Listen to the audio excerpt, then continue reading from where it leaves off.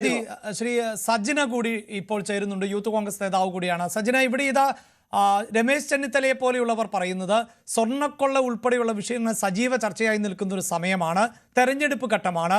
എന്തുകൊണ്ട് അതിജീവിത ഇത്രയും നാൾ പരാതി നൽകിയില്ല? ഈ ഒരു പ്രത്യേക സമയത്ത് പരാതിയുമായി വരുന്നു. അതിനു മുമ്പ് തന്നെ ഒരു അന്വേഷണ സംഘത്തെ രൂപീകരിച്ചിട്ടുണ്ട്. അവർക്ക് മുന്നിലേക്ക് അതിജീവിതയ്ക്ക് പോകാമായിരുന്നു. പക്ഷേ അതിജീവിത മുഖ്യമന്ത്രിയെ കാണുന്നു. അതിലൊക്കെ ഒരു ഡ്രാമ ഫീൽ ഉണ്ട് എന്നുള്ളതാണ്. എന്താണ് താങ്കൾക്ക് പറയാനുള്ളത്? എനിക്ക് ഈ കാര്യത്തിൽ മനസ്സിലാകുന്നത്, ഒരു ഡ്രാമ ഫീൽ ഉണ്ടോ എന്നുള്ളത് രണ്ടാമത്തെ കാര്യത്തിലേക്ക് മാറ്റി വെക്കുന്നതായിരിക്കും ഉചിതമെന്ന് തോന്നുന്നു. എന്താണെന്ന് വെച്ചാൽ, ഈ ആരോപണം 3 മാസങ്ങൾക്ക് മുൻപ് തന്നെ ഇങ്ങനെയൊരു ആരോപണം വന്നിരിക്കുന്ന ഒരു സാഹചര്യത്തിൽ അതൊന്ന് നിഷേധിക്കാനോ അതൊന്ന് തള്ളിപ്പറയാനോ അല്ലെങ്കിൽ ഇങ്ങനെ ഒരു കാര്യം വന്നതിനെതിരെ ഒരു നിയമ നടപടിക്ക് പോകാനോ ഒന്നും തന്നെ രാഹുൽ മാങ്കൂട്ടത്തിൽ തയ്യാറായിരുന്നില്ല.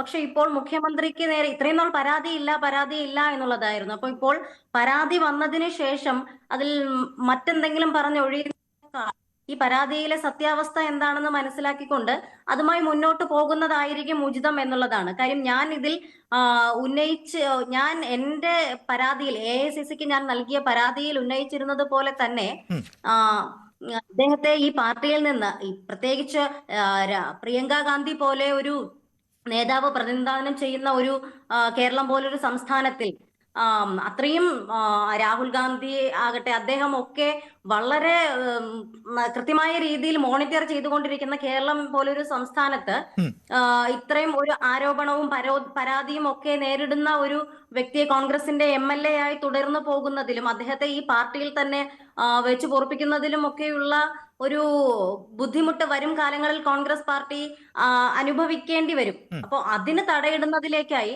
ഈ രാഹുൽ മാങ്കൂട്ടത്തിൽ എന്ന് പറയുന്ന ഒരു വ്യക്തിയെ ഈ പാർട്ടിയിൽ നിന്ന് തന്നെ ഇപ്പോൾ അടിയന്തരമായി ഈ മെമ്പർഷിപ്പ് തന്നെ അദ്ദേഹത്തിന്റെ മാറ്റിക്കൊണ്ട് അദ്ദേഹത്തെ ഈ പാർട്ടിയിൽ നിന്ന് തന്നെ പുറത്താക്കണം എന്നുള്ളതാണ് എന്റെ ഒരു നിലപാടായിട്ട് ഞാനിവിടെ പറയുന്നത്. ശരി, അങ്ങനെയെങ്കിൽ സജിത, എന്റെ സംശയം ഉണ്ടാകുന്നത്, ഇപ്പോൾ തന്നെ ഈ സംഭവം ഉണ്ടായതിനു ശേഷം ഈ തെരഞ്ഞെടുപ്പ് ഘട്ടത്തിൽ തനിക്ക് വേണ്ടി പ്രവർത്തിച്ചവർക്ക് വേണ്ടി താൻ രംഗത്തിറങ്ങുന്നു എന്നാണ് രാഹുൽ മാങ്കൂട്ടത്തിൽ പറയുന്നത്. ഈ പാർട്ടിയുടെ പിന്തുണയില്ലാതെ, പാർട്ടിയിലെ ഏതെങ്കിലും ഒരു വിഭാഗത്തിൻ്റെയെങ്കിലും പിന്തുണയില്ലാതെ, കൃത്യമായി സ്വാധീനശേഷിയുള്ള നേതാക്കളുടെ പിന്തുണയില്ലാതെ രാഹുൽ മാങ്കൂട്ടത്തിൽ അങ്ങനെ പുറത്തിറങ്ങാൻ സാധിക്കുമായിരുന്നോ? അപ്പോൾ ഒരു ഭാഗത്ത് പാർട്ടി തന്നെയല്ലേ സംരക്ഷിച്ചു നിർത്തിയത് രാഹുലിനെ? ഈ കാര്യത്തിൽ ഒരിക്കലും പാർട്ടി രാഹുൽ മാങ്കൂട്ടത്തിലിനെ സംരക്ഷിച്ചു എന്ന് പറയാൻ സാധിക്കില്ല.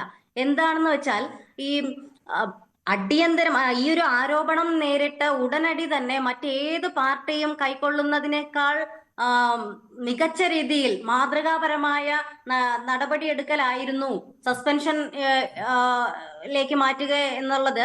വളരെ മാതൃകാപരമായ ഒരു കാര്യം കോൺഗ്രസ് പാർട്ടി കൈക്കൊണ്ടിരുന്നതാണ്. മറ്റു പാർട്ടികളിൽ ആരോപണമല്ലേ ഉള്ളൂ എന്ന് പറഞ്ഞ് ഇപ്പോഴും തുടർന്നു പോകുന്ന പല MLA മാരും നമ്മൾ കാണുന്നുണ്ട്. പക്ഷേ ആ ഒരു സാഹചര്യത്തിൽ രാഹുൽ മാങ്കൂട്ടത്തിലിനെ പാർട്ടിയിൽ നിന്ന് സസ്പെൻഡ് ചെയ്തുകൊണ്ട് പാർട്ടി അന്ന് തന്നെ തള്ളി പറഞ്ഞിരുന്നതാണ്. പിന്നെ ഇപ്പോൾ ഈ ഒരു തിരഞ്ഞെടുപ്പിന്റെ സാഹചര്യത്തിൽ അദ്ദേഹം ഇറങ്ങി വന്നതിനെയാണ് നമ്മളിപ്പോൾ എല്ലാവരും ചൂണ്ടിക്കാണിക്കുന്നത്. പാർട്ടിയുടെ ഭാഗത്തു നിന്നും അദ്ദേഹത്തിന് ഒരു രീതിയിലുമുള്ളൊരു പ്രൊട്ടക്ഷൻ ഇതുവരെയും പാർട്ടി നൽകിയിട്ടില്ല. പക്ഷേ നമുക്ക് അംഗീകരിക്കേണ്ടുന്ന ഒരു കാര്യം, രാഹുൽ മാങ്കൂട്ടത്തിൽ വളരെ വേഗം തന്നെ പോപ്പുലർ ആയ ഒരു നേതാവാണ്. അപ്പോ അദ്ദേഹത്തിന് എന്തും സാധിക്കും എന്നുള്ളൊരു ഓവർ കോൺഫിഡൻസ് അല്ലെങ്കിൽ അങ്ങനെ ഒരു തെറ്റിദ്ധാരണ അദ്ദേഹത്തിന്റെ ഉള്ളിൽ കടന്നുകൂടിയതാണ് ഈ ഒരു സാഹചര്യത്തിലേക്ക് അദ്ദേഹത്തെ കൊണ്ടെത്തിച്ചത്. ഈ ഒരു തിരഞ്ഞെടുപ്പിന്റെ കാര്യത്തിൽ പോലും അദ്ദേഹത്തിന്റെ മണ്ഡലത്തിലെ പൊതുകാര്യങ്ങളിൽ പങ്കെടുക്കാൻ അദ്ദേഹത്തിന് പൂർണ്ണമായ സ്വാതന്ത്ര്യമുണ്ട്. ഒരു ജനപ്രതിനിധി ചെയ്യേണ്ടുന്ന എല്ലാ കാര്യങ്ങൾക്കും അദ്ദേഹത്തിന് പങ്കെടുക്കാം. പക്ഷേ അങ്ങനെയാണോ? അതായത് കോൺഗ്രസിന്റെ ലേബലിൽ മത്സരിച്ച് വിജയിച്ച ഒരാളാണ്. അങ്ങനെയുള്ള ഒരു ജനപ്രതിനിധി ആ സമൂഹത്തോട് പുലർത്തേണ്ട നീതിയുണ്ട്. അവിടെ ഈ സ്ത്രീകൾക്ക് പ്രത്യേകമായ പരിഗണന നൽകേണ്ടതൊന്നും ഒരു MLA-യുടെ ഉത്തരവാദിത്തമല്ല. അവിടെ സ്വാഭാവികമായും അദ്ദേഹത്തിൻ്റെ വൈകൃതം എന്ന് തന്നെ പറയാമല്ലോ. ഈ സ്ത്രീകളുമായി ഇങ്ങനെ അടുപ്പം പുലർത്തുക, അല്ലെങ്കിൽ സ്ത്രീകൾക്ക് നിരന്തരമായി മെസ്സേജ് ചെയ്യുക സ്വാഭാവികമല്ലേ സജന? അവിടെ അത്തരക്കാർക്ക് കൂടുതൽ പരിഗണന ലഭിക്കുമെന്നുള്ളതും അതൊരു പക്ഷപാതപരമായ നിലപാടിലേക്കൊക്കെ കടക്കുമെന്നുമുള്ളത്. അപ്പോൾ അവരെ എന്തിനാണ് ആ ജനങ്ങൾ, താങ്കളുടെ പാർട്ടിയുടെ ടിക്കറ്റിൽ മത്സരിച്ച് ജയിച്ച ഒരാളെ ജനങ്ങൾ സഹിക്കേണ്ടത്?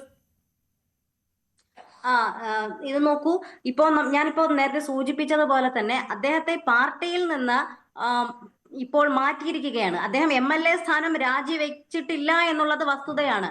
അദ്ദേഹത്തെ ആ അല്ല, MLA മണ്ഡലത്തിലുള്ള സ്ഥാനം ജനങ്ങളാണ് രാജിവെക്കാൻ അദ്ദേഹത്തെ എന്തുകൊണ്ട് വോട്ട് കോൺഗ്രസ് ആവശ്യപ്പെട്ടില്ല?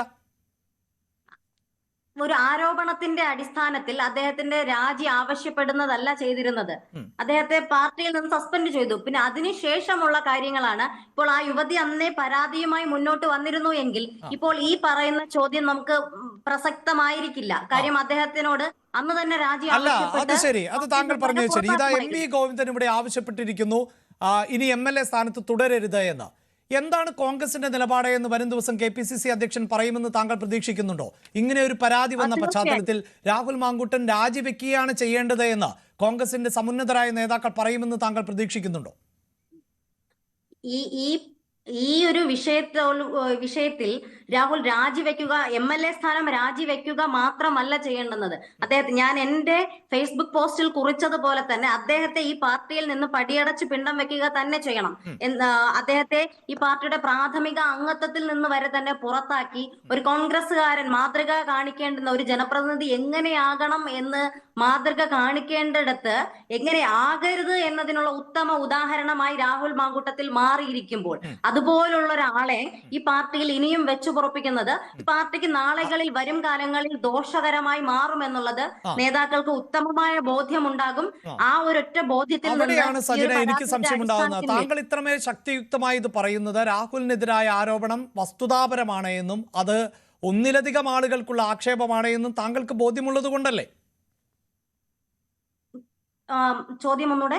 അതായത് രാഹുലിനെ പടിയടച്ച് പിണ്ടം വെക്കണമെന്ന് താങ്കൾ പറയുന്നത്, താങ്കൾ ഒരു വനിത കൂടിയാണ്, ആ താങ്കൾക്ക് ഇത്തരം തിക്താനുഭവങ്ങൾ രാഹുലിൽ നിന്ന് കൂടുതൽ ആളുകൾ നേരിട്ടിട്ടുണ്ടാകാമെന്ന ഉത്തമ ബോധ്യം കൂടി ഉള്ളത് കൊണ്ടാണോ?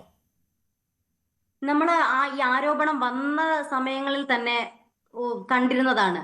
ഒരാളുടെ മെസ്സേജ് അല്ലെങ്കിൽ ഒരാളുടെ ചാറ്റ് മാത്രമല്ല നമ്മൾ കണ്ടത്. വാട്സപ്പ് ചാറ്റുകളും ഫേസ്ബുക്ക് മെസ്സഞ്ചറിലൂടെ വന്നതും ടെലിഗ്രാമിലൂടെ ഒക്കെ വന്ന ഒരുപാട് പെൺകുട്ടികളുടെ അന്ന് തന്നെ ഒരുപാട് പെൺകുട്ടികൾ ഇതുമായി ബന്ധപ്പെട്ട് മുന്നോട്ട് വന്ന് മാധ്യമങ്ങളെ കാണുകയുണ്ടായി. പക്ഷെ ആരും പരാതിയുമായി മുന്നോട്ട് പോയിട്ടില്ല എന്നുള്ളത് ഒരു വസ്തുതയാണ്.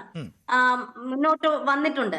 അപ്പോ ഇതൊക്കെ കണ്ടുകൊണ്ടിരിക്കുമ്പോൾ ഇത്രയും ക്രൂഷ്യലായൊരു കാര്യം ആരോപണം നേരിടുന്ന ഒരു വ്യക്തിയാണ് രാഹുൽ എന്ന് മനസ്സിലാക്കാൻ ആർക്കും കഴിയും.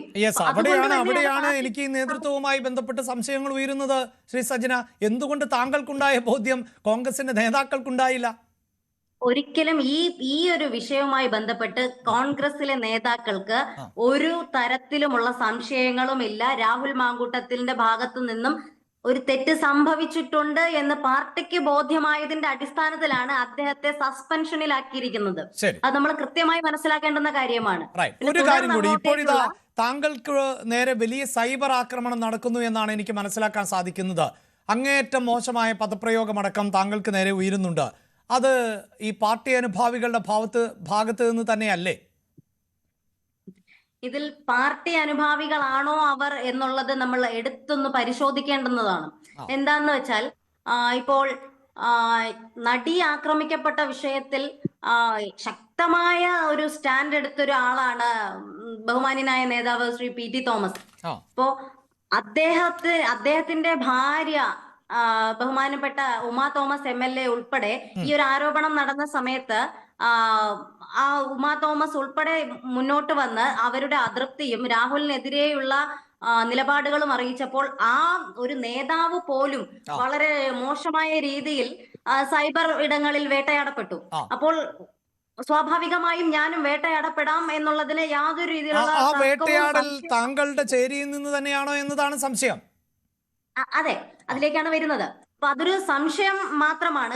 കാര്യം ഒരു 1000 കമന്റ് വരുന്നതിൽ 990ഓളം കമന്റുകളും ഒരു ലോക്ക്ഡ് ആയിട്ടുള്ള പ്രൊഫൈലുകൾക്കുള്ളിൽ നിന്നുകൊണ്ട് കോൺഗ്രസ്സുകാരാണെന്ന് സ്വയമേ പറഞ്ഞുകൊണ്ട് വരുന്ന കമന്റുകളാണ്. ആ പ്രൊഫൈലുകൾ എപ്പോഴും ലോക്കാണ്. വിദേശ രാജ്യങ്ങളിലാണോ എവിടെയാണ് അവരെന്ന് പോലും അറിയില്ല. കുറെ ഫേക്ക് ഐഡികൾ, അതിലൊക്കെ കോൺഗ്രസിന്റെ പേര് പറഞ്ഞ് അനാവശ്യമായി വരുന്ന കമന്റുകളാണ്. പല രീതിയിലുമുള്ള ഭീഷണിപ്പെടുത്തലുകൾ മെസ്സഞ്ചറിലും നേരിട്ടും മൊബൈലിലൂടെ വിളിച്ചുമൊക്കെ ഒരുപാട് രീതിയിൽ വരുന്നുണ്ട്. ശരി, അതിലൊരു ലീഗൽ നടപടിയിലേക്ക് പോകാൻ താങ്കൾ ആഗ്രഹിക്കുന്നുണ്ടോ? ക്ലിയർ ആയിട്ടില്ല. ഇതിലൊരു ലീഗൽ നടപടിയിലേക്ക് പോകാൻ താങ്കൾ ആഗ്രഹിക്കുന്നുണ്ടോ?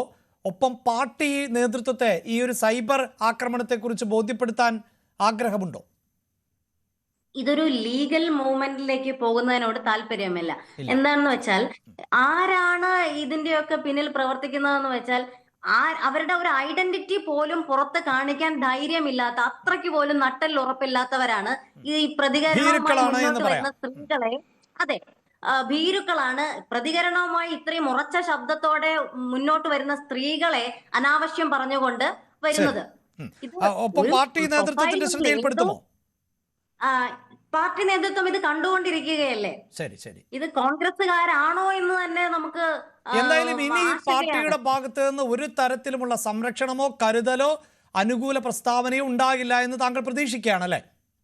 അതെ, ഉറപ്പായും. ശരി, വളരെ നന്ദി പ്രതികരിച്ചതിന്. ശ്രീ ബലദേവ് സജ്ജ. റൈറ്റ്, അശോക് കുമാർ പറയൂ.